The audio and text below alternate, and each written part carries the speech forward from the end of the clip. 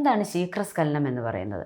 പലപ്പോഴും ചെറുപ്പക്കാരായ ആണുങ്ങൾക്ക് വളരെയധികം ഒരു ടെൻഷനും പ്രയാസവും ഒക്കെ തോന്നുന്ന ശരിക്കും പറഞ്ഞാൽ ലൈംഗിക കാര്യവുമായിട്ട് ബന്ധപ്പെട്ട ഒരു ആരോഗ്യ പ്രശ്നമാണ്. അപ്പോൾ അവർക്കത് പലപ്പോഴും ആളുകളോട് പറയാനോ അല്ലെങ്കിൽ ഒരു ഡോക്ടറോട് ചെന്ന് സംസാരിക്കാനോ ഒക്കെ മടിയായിരിക്കുകയും ചെയ്യും. പക്ഷേ ഇത് വന്ധ്യതയ്ക്ക് കാരണമാകുമോ എന്നുള്ളതാണ്.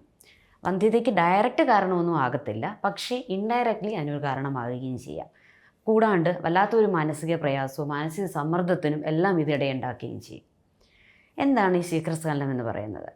അതായത് പുരുഷന്മാരുടെ പെനിസ് എന്ന് പറഞ്ഞ അവയവം ഉത്തേജനത്തിന് ശേഷം സ്ത്രീയുടെ യോനിക്കകത്തേക്ക് ഉള്ളിലേക്ക് നല്ല രീതിയിൽ പാസ് ചെയ്ത് കഴിഞ്ഞിട്ട് വേണം ഈ ബീജം പുറത്തു വരാൻ, സെമൻ അല്ലെങ്കിൽ ബീജം പുറത്തു വരാൻ. അതിന് മുമ്പേ തന്നെ ബീജം പെട്ടെന്ന് അങ്ങ് പുറത്ത് പോവുകയാണെങ്കിൽ അത് ഒരു ടൈം ലിമിറ്റും ഉണ്ട്. ഒരു 3-4 മിനിറ്റിനുള്ളിൽ ഇതൊക്കെ തന്നെ പെട്ടെന്ന് ഈ ബീജം അങ്ങ് പുറത്തു പോയി നഷ്ടപ്പെട്ടു പോവുകയാണെങ്കിൽ അതിനെയാണ് ശീഘ്രസ്ഖലനം അല്ലെങ്കിൽ പ്രിമച്വർ ഇജാക്കുലേഷൻ എന്ന് പറയുന്നത്. ഇങ്ങനെ പ്രിമച്വർ ഇജാക്കുലേഷൻ വന്നു കഴിഞ്ഞാൽ ശരിക്കും പറഞ്ഞാൽ ബീജം ഉള്ളിൽ പോകുന്നില്ല, അതുകൊണ്ട് വന്ധ്യതയുണ്ടാകാം. അതാണ് വന്ധ്യതയുണ്ടാകാനുള്ള കാരണം. പിന്നെ എന്തുകൊണ്ടാണ് ഇങ്ങനെ വരുന്നത്?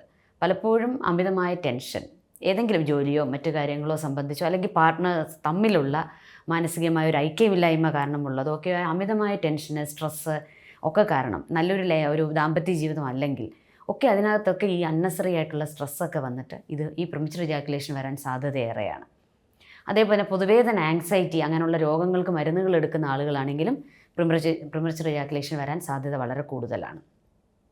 കൂടാതെ ഡയബറ്റീസ് പോലുള്ള രോഗമുള്ളവർക്കും ഇത് വരാനുള്ള സാധ്യത കൂടുതലാണ്.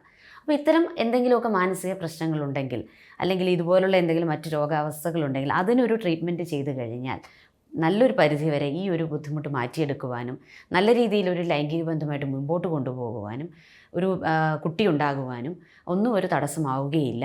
ശരിക്കും പറഞ്ഞാൽ ഈ ഒരു ചെറിയൊരു രോഗലക്ഷണമാണ്. പക്ഷേ ഇത് പറയാനുള്ളൊരു മടിയോ അറിയാനുള്ളൊരു മടിയോ കാണിക്കാണ്ടിരുന്നാൽ പൂർണ്ണമായിട്ടും മാറ്റി നമുക്ക് ചികിത്സ നേടാവുന്ന ഒന്നാണ്.